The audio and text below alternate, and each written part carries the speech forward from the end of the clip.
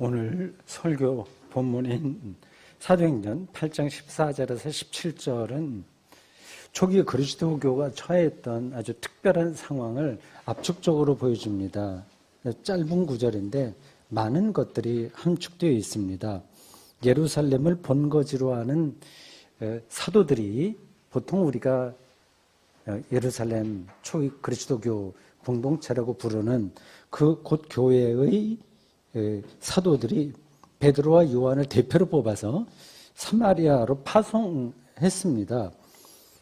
사마리아 사람들이 하나님의 말씀을 받았다는 소식을 전해 듣고 취한 조치예요.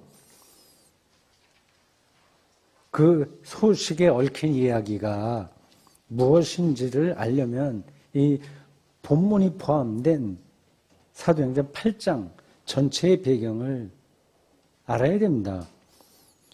사도행전 8장은 예수님의 복음이 예루살렘과 유대 지역을 아주 처음으로 넘어서서 사마리아로 전파되는 이야기입니다. 거기에서 중심적인 역할을 한 인물은 빌립이에요.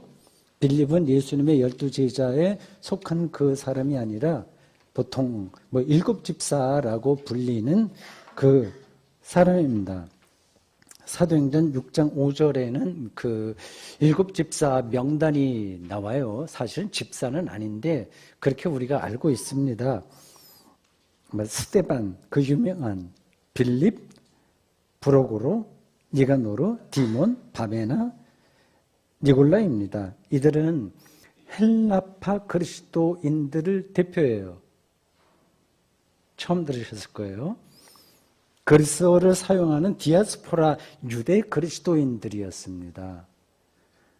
그들은 아람어를 사용하는 본토 유대 그리스도인들과 유대교 전통에 관한 생각이 달랐어요. 그러니까 함께 신앙생활하기가 어려운 거예요. 그러니까 유대교 전통을 거부했습니다. 본토 유대 그리스도인들은 그걸 받아들였고요. 유대교로부터 박해를 받지 않을 수가 없었죠. 헬라파 그리스도교인들이. 그래서 스데반은 잘 아시는 대로 순교당했고 빌립은 박해를 받아서 도망갔습니다. 피신했습니다. 그 지역이 사마리아예요. 초기 그리스도인들은 세 파로 구성되어 있습니다. 베드로와 야고보를 중심으로 하는 유대 본토 그리스도인이 있고 스데반과 빌립을 중심으로 하는 헬라파 그리스도인이 있고요. 바울을 중심으로 하는 이방 그리스도인이 있습니다. 구분이 되시죠? 제가 자세하게 설명하지는 않겠습니다. 8장에는 이 세 파가 겹쳐서 나와요. 8장 1절에서 3절에는 아직 회심하기 전에 유대교도인 사울이 그리스도교인들을 박해했다는 이야기가 나오고 이어서 8장 4절 이하에는 빌립이 사마리아에 가서 복음을 전한 이야기가 나오고 그 뒤에 한 번 더 나와요. 14절 이하에는 베드로와 요한의 활동이 나옵니다. 이렇게 세 파가 겹치기도 하고 또 나뉘어지기도 하면서 쭉 초기 그리스도교가 진행되다가 세월이 한참 흐른 뒤에는 바울의 이방 그리스도인들이 주류가 되었고요. 그들이 바로 오늘의 그리스도교입니다. 서로 다른 세 파였지만 공통되는 점은 그들이 모두 예수 그리스도의 복음을 믿고 전했다는 사실입니다. 비유적으로 얘기하자면 오늘날에도 로마 가톨릭 교회가 있고 종교회가 있고 프로테스탄트가 있잖아요. 서로 신학적인 입장이나 예배 형식이 다 다르지만 예수를 그리스도 고백한다는 점에서 통하는 거하고 비슷합니다. 사도행전에 나오는 이 세 파 그리스도인들에게 공통되는 또 한 가지 점은 앞에서는 예수를 그리스도로 믿고 그 복음을 전한다는 점에 공통됐다고 그랬어요. 그러니까 같은 그리스도교예요. 또 하나 공통되는 점은 성령에 대한 견해입니다. 성령. 그게 오늘 설교의 핵심 주제예요. 오늘 본문에서도 이를 확인할 수 있습니다. 베드로와 요한이 이제 예루살렘에서 파송받아서 이 사마리아에 왔어요. 이 사마리아 사람들이 제대로 하고 있는 거야, 아닌 거야 확인하려고 온 거겠죠. 이 베드로와 요한은 빌립이 복음을 전한 사마리아 그리스도인들을 만났어요. 성령 받기를 기도했는데 아직 그들이 주 예수의 이름을 세례만 받았지 성령은 받지 못했다고 합니다. 알듯 말듯한 표현이에요. 베드로와 요한 사도가 그들에게 안수하자 그들의 성령을 받았다고 합니다. 그 성령이 뭘까요? 그 뒤로 또 두 사건이 벌어집니다. 하나는 시몬이라는 마술사가 돈을 내고 성령을 받으려고 했다가 베드로에게 크게 질책받았다는 사건이고, 다른 하나는 빌립이 에디오피아 이 고급 관리 간닥의 여왕의 그 재정을 맡은 분이겠죠. 고급 관리에게 예수의 복음을 전하고 세례를 베푼 사건인데 그 고급 관리를 만나는 과정을 성령이 지시했다. 그렇게 표현되어 있습니다. 사도행전 8장 29절이에요. 이렇게 사도행전에는 처음부터 시작해서 계속 성령께서 모든 걸 끌어가셨다는 표현들이 이어집니다. 사도행전이 말하는 성령은 누구이고 그 무엇일까요? 궁금하죠? 우리는 어떻게 성령을 받을 수 있을까요? 성령을 받았다는 증거는 또 뭘까요? 단도직입적으로 묻습니다. 여러분은 성령을 받았습니까?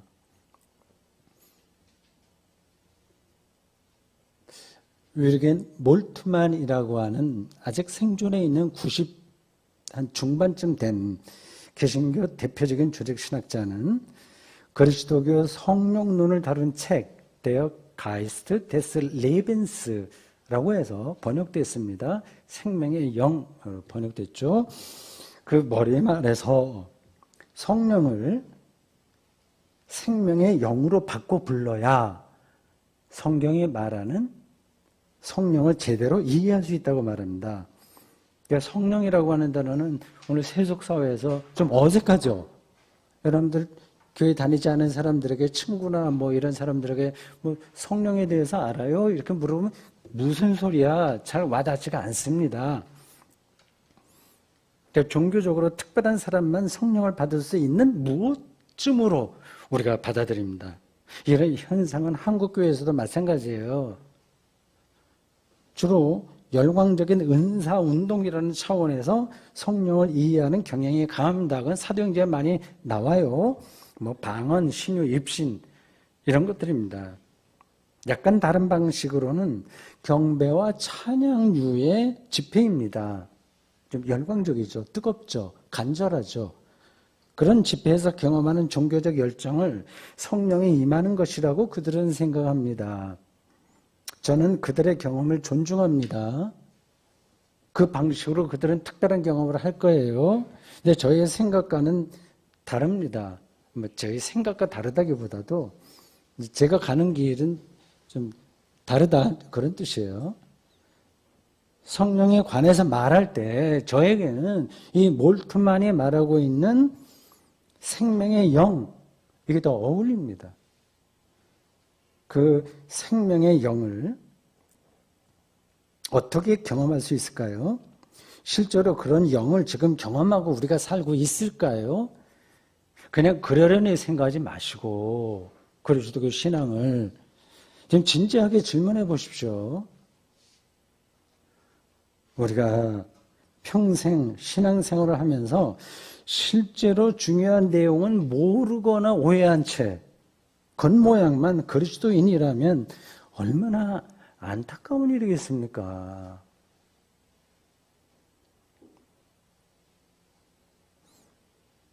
오늘 본문에는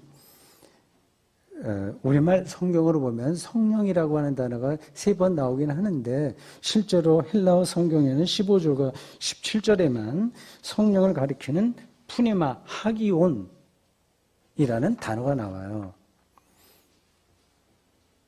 사도행전의 다른 구절에 나오는 성령 또는 주의 영이라고도 나오는데 그런 단어의 핵심은 푸뉴마입니다. 헬라어 푸뉴마. 제가 다른 설교 때도 말씀드렸는데 이런 단어들을 입으로 좀 이렇게 발언해 보십시오. 이게 자기 이 말로 표현하는 게 대단히 중요합니다. 그 어떤 세계로 들어가는데 자기 말로 그거를 하지 않으면 안 되는 거예요. 푸뉴마예요.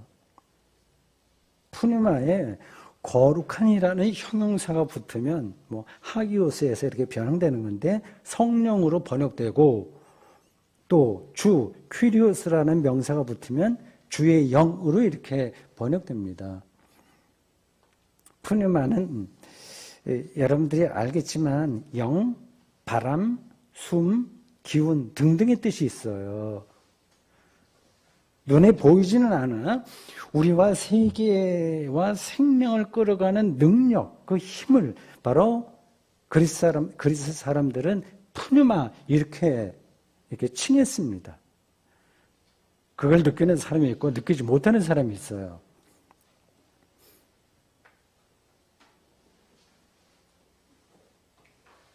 그리스도교 신앙과 좀 관계없는 혹은 그 형식을 넘어서는 다른 일상에서도 그런 영을 경험할 수 있습니다. 그러니까 성령은 기독교가 독점하는 게 아니에요. 예를 들자면 절망과 좌절에 거기서 빠져나올 때 사람들은 특별한 영적인 경험을 합니다. 기독교인이 아니라고 하더라도요. 사업이 망하거나 실현당해서 죽는 게 차라리 낫지? 이렇게 생각하다가 자기도 모르는 사이에 다시 삶의 기쁨을 찾을 수 있습니다. 독단적이고 자폐적인 이기심에 떨어져서 살던 사람이 다른 사람을 배려할 줄 알게 됩니다. 그다음에 힘이 작용하는 거예요. 그걸 푸뉴마라고 합니다. 적개심으로 가득하던 사람이 이해와 관용과 공감, 사랑으로 가득할 수 있습니다. 다른 사람을 무시하면서 교만하게 살던 사람이 이제 다른 사람을 섬기는 겸손한 사람이 될 수 있어요. 그러니까 죄와 죽음에서 의와 생명으로 변화하는 겁니다. 생명으로 변화하는 거예요. 생명이 영이라고 그랬어요. 가이스트 데스 레벤스 이런 변화를 가능하게 하는 능력이 곧 푸뉴마 영입니다. 느낌은 오실 거예요.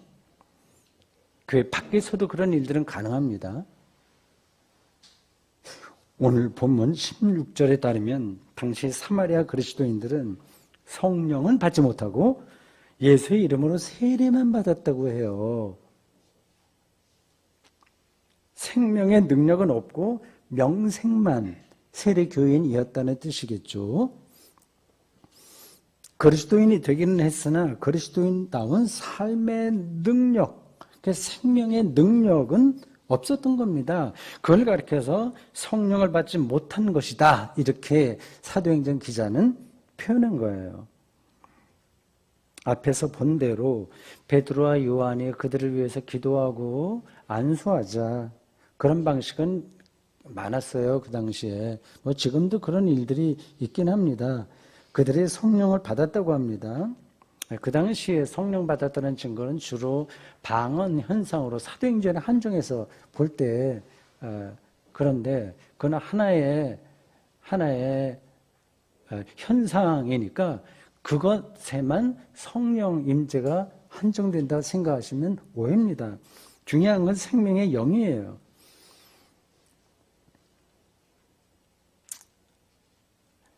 지금 여러분들이 그리스도인들에게 주어지는 생명의 영이라는 표현이 실감나십니까? 아주 생생합니까? 아니면 느낌이 여전히 없습니까? 다음과 같이 대답할 분들이 있을 겁니다. 저는 설교 준비할 때 늘 그리스도인이 아닌 사람을 염두에 두고 해요. 교회에 나와 앉아있지만 마인드는 늘 세속 사람들하고 비슷한 분들이 많잖아요. 제가 뭐 나쁜 뜻으로 꼭 그렇게 드리는 게 아닙니다. 그분들의 생각이 어떤가를 좀 유추하면서 설명하려고 노력하고 있습니다. 이렇게 대답할 분들이 있을 거예요. 그 생명의 영 얘기하니까 나는 이렇게 생각한다고 말이죠. 다른 사람들하고 내가 원만하게 지나고 그리고 가능한 대로 내가 착하게 살려고 노력하고 있다. 그 나름으로 사회의 정의와 평화를 위해서 애쓴다.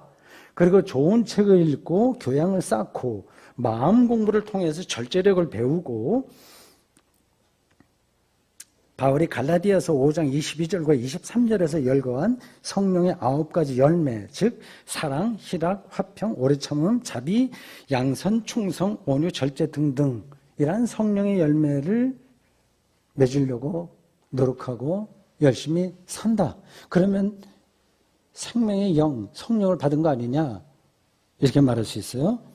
조금 더 얘기하면 내가 가족에게 화내지 않고 인격적으로 대하고 가능한 화목하게 지내려고 한다. 그런 거죠. 인격과 교양에서 본받을 만한 수준에 도달한 인생이라면 성경이 말하는 생명의 영을 받은 게 아니냐 이렇게 말할 수 있습니다. 그런 정도의 삶도 사실은 쉽지 않아요. 오랫동안 수련을 통해서 자기를 갈고 닦아야 그런 데 들어갈 수 있을 겁니다. 그런 정도로 살아도 괜찮은 인생이라고 말할 수는 있습니다. 그리고 사실은 저의 사는 모습을 보면 그 이상 앞으로 나아가지 못했기에 조심스럽기는 하지만 성경이 말하는 성령 받음이 그런 수준이 아니라는 사실만은 말씀드리지 않을 수가 없습니다. 제가 종종 언급하는 바인데 그리스도교 신앙이 인격 도야나 교양 쌓기나 상담이나 정신과 치료 정도에 머문다면 굳이 우리가 그리스도인으로 살 필요는 없는 거죠.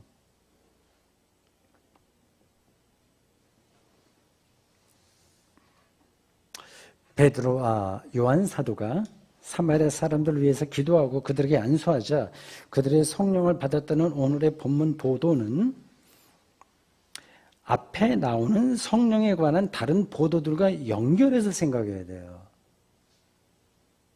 이래서 우리가 성경 읽기가 좀 힘든 겁니다. 이 전체적인 안목이 있어야 부분적인 그 구절들을 오해하지 않고 받아들일 수 있어요.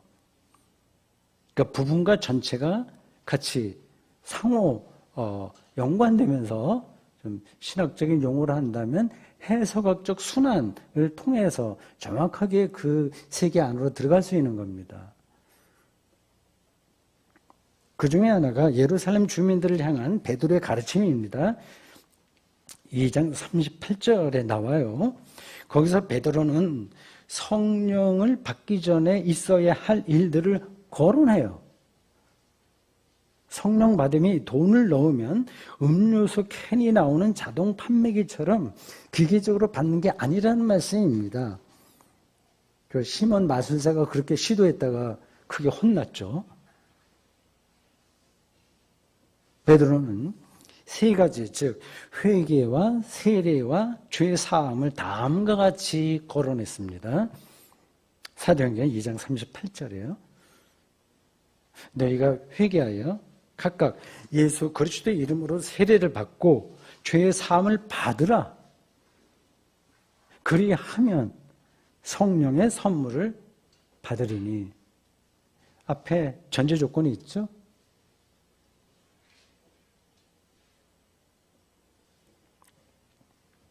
회개는 삶의 방향을 바꾸는 거예요. 여전히 이 자본주의 체제에서 그 작동하고 있는 그 돈으로 행복한 인생을 구가할 수 있다고 믿는 한 우리는 성령을 받을 수 없습니다. 세례는 예수 그리스도와 함께 죽고 함께 산다는 의미의 종교의식이에요. 그러니까 회개한 사람이 아니면 참된 의미에서 세례는 가능하지 않습니다. 겉으로 세례를 받았다고 하더라도 실제로는 세례와 거리가 먼 사람입니다. 그러니까 예수 그리스도와 함께 죽고 함께 살려면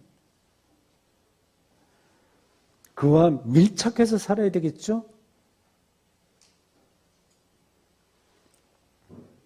죄 사함은 자기 인생을 자기가 완성해야 되겠다는 유혹과 강요에서 벗어나는 사건이에요. 한마디로 자기 염려에서 벗어나는 겁니다. 그러니까 자기에게 매달리지 않는 겁니다. 어떻게 될까? 이거에서 벗어나는 게 죄 사함입니다. 영혼 안에, 자기의 영혼 안에 자기에 대한 염려, 누가 나를 어떻게 보냐, 내가 어떻게 내 인생을 완성할 거냐, 자기 성취에 대한 욕망으로, 좋은 뜻이라고 하더라도 가득 차면 생명의 영인 성령이 들어올 수가 없어요. 창문을 열어야 바람이 들어오지 않겠습니까? 오늘날 우리는 개인의 차이는 있겠으나 대개 세례는 받았지만 회개와 죄의 사함에서는 좀 자신이 없어요.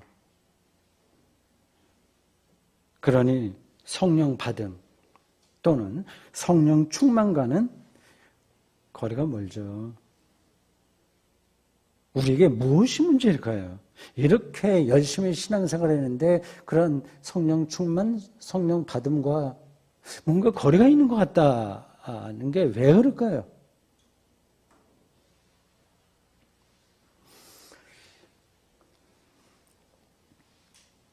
요즘 제가 읽는 책 중에서 울림이 가장 큰 책은 길버트 체스터턴의 정통 어소독시입니다. 체스터턴은 합리주의적이고 유물론적인 세계관에 빠져서 단조롭게 사는 현대인들을 향해서 오히려 요정이 등장하는 동화의 세계야말로 가장 리얼한 현실적인 그리고 풍부한 내용을 제공한다고 설명합니다. 어린아이들은 본래 그런 삶을 살아가요. 세상이 마법이에요. 저도 그 어린 시절에 늘 기억납니다. 제가 일일이 설명하지 않겠습니다. 얼마나 그들의 눈에 이 세계가 신비로운지 말할 수 없어요. 나무와 풀과 구름과 바람과 돌이 살아있어요. 그들과 대화할 수 있습니다. 그 촉감에서 특별한 느낌을 얻습니다. 어린이들은. 그런 관점을 유치하다고 여기는 계몽주의 지성인들이 오히려 유치한 겁니다. 체스터턴의 주장이 거기에 있어요. 동화의 세계관은 성경의 세계관과 통해요. 세상을 완전히 새롭게 대하고 느끼고 경험하기 때문입니다. 요한계시록에 나오는 한 가지 예를 들자면 새 예루살렘에 관한 묘사를 들어보십시오. 21장 11절과 12절입니다. 하나님의 영광이 있어 그 성의 빛이 지극히 귀한 보석 같고 벽옥과 수정같이 맑더라. 크고 높은 성곽이 있고 12문이 있는데 문에 12천사가 있고 그게 보이는 거예요. 어떤 사람들에게는. 그 문들 위에 이름을 썼으니 이스라엘 자손 12지파의 이름들이라. 동화에 나올 만한 이야기들이죠. 이런 표현이 어떻게 느껴지십니까? 그러한 이야기, 동화나 요한계시록에 똑같다는 얘기 아니라 방향이 같다는 건데 이런 이야기의 실체는 이미 여기 우리의 세계와 일상에 들어와 있어요. 오늘 아침에도 눈을 뜨면서 그런 세상을 보고 환희에 찬 교우들이 있을 겁니다. 거꾸로 어떤 이들은 늘 그렇고 그런 세상만 보았을 겁니다. 세상을 열린 눈으로 볼 줄 모르면 우리는 회개할 수 없고요. 죄 사함에 이를 수 없고 당연히 진정한 의미에서 세례를 받을 수도 없습니다. 그냥 세상이 지정해 준 그런 정답만 암기하고 복기하고 무조건 추종할 뿐입니다. 이런 사람에게 어떻게 생명의 영인 성령이 임하겠습니까? 들어갈 수가 없어요. 안타깝지만 삶의 진짜는 놓치고 껍데기만 줬다가 끝나는 인생이 되고 말 겁니다. 저도 그렇게 될까 봐 두려워요.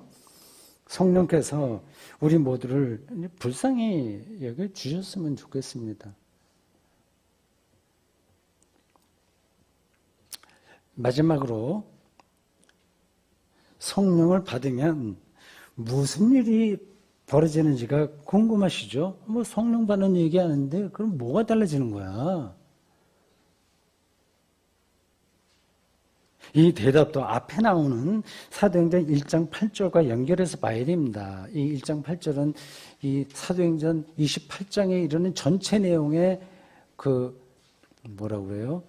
압축인데, 압축 파일인가? 그렇다고 보면 됩니다. 이렇습니다. 오직 성령이 너희에게 임하시면 너희가 권능을 받고 예루살렘과 온 유대와 사마리아 땅 끝까지 이르러 내 증인이 되리라 하시니라. 여기서 성령이 임하면 두 가지 일이 벌어진다고 하네요. 하나는 권능을 받는 겁니다. 권능은 헬라어 듀나미스의 번역이에요. 듀나미스는 영어로 참 저거 다이나믹한데 할 때 그 다이나믹의 어원입니다. 폭발적인 힘이에요. 생명의 듀나미스, 생명의 다이나믹스입니다. 존재의 능력이고 사랑의 능력입니다.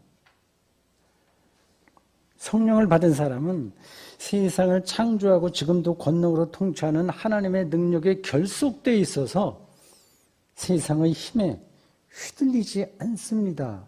그게 듀나미스예요. 가난해도 비굴해지지 않습니다. 자학에 떨어지지 않고 불평불만을 입에 달고 결코 살 수가 없어요. 오히려 기쁨으로 충만합니다. 이런 사람을 여러분들은 자주 보십니까? 이런 사람으로 살고 싶지 않으십니까? 동화 속의 어린이들처럼 말이죠. 성령이 임하면 벌어지는 다른 하나는 예수 그리스도에 관한 증인이 되는 겁니다. 내 증인이 된다는 표현에서 증인은 헬라어 마르투리아의 번역인데 이게 순교자를 가리키는 마르티스와 어근이 같습니다. 예수의 증인이라는 말은 예수를 위한 순교자라는 뜻이에요. 무시무시한다는 거죠. 실처. 엔도 슈샤쿠의 소설 침묵은 일본 선교 초창기에 벌어졌던 로마 가톨릭의 순교 역사를 그렸습니다. 한번 보십시오. 영화로도 나와 있습니다. 그런 전형적인 의미에서의 순교 역사가 그렇게 흔하지는 않습니다. 우리가 사는 현대는 다행스럽게도 그런 일은 거의 없습니다. 그러나 순교 마인드는 계속될 수밖에 없어요. 성령을 받은 그리스도인이라면 그런 길을 갈 능력을 받았기 때문입니다. 능력이 없어서 문제지. 능력이 있다면 그 길을 가게 돼 있어요. 여러분들은 순교자의 인생을 불행하다고 생각하십니까? 그렇지 않습니다. 이거를 조금 더 설명하고 싶은데 그냥 지나가겠습니다. 보통 사람이 따라갈 수 없는 절정의 인생이 바로 순교자의 인생이라고 저는 생각합니다. 우리가 못해서 그렇지.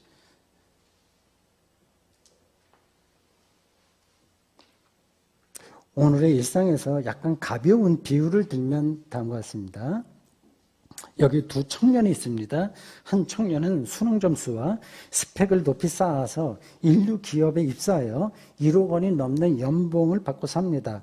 그는 더 많은 연봉을 받으려고 온갖 수고를 마다하지 않습니다.